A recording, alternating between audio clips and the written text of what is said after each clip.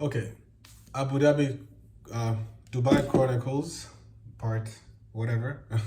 um, every time I was, every time I thought about coming to Dubai, I always thought about getting one of these. Um, you'll see what it is. So I was walking through a store, like I was by the mall and I seen this store, and it was like a tailor shop. So I wanted to get the full outfit, but they only like tailored things personally. But they did sell these. I got it for 80 dirham, which is, I don't know, I'll do the math later and I'll post it up here. I don't know if they scam me or whatever, because they started at like 94, and then when I was sale, I was gonna pay in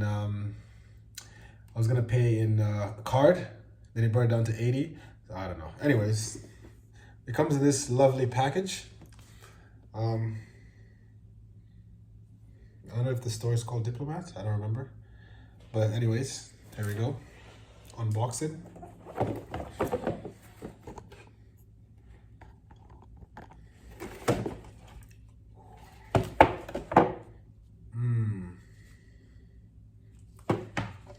Can't be in Dubai without having one of these. Come on, like it's a must. So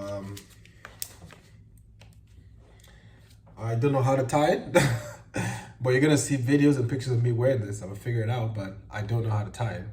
But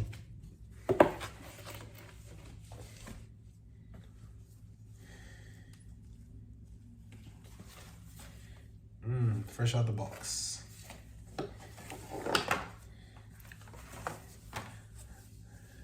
You can't be in Dubai if you don't got one of these. I don't know what this is called.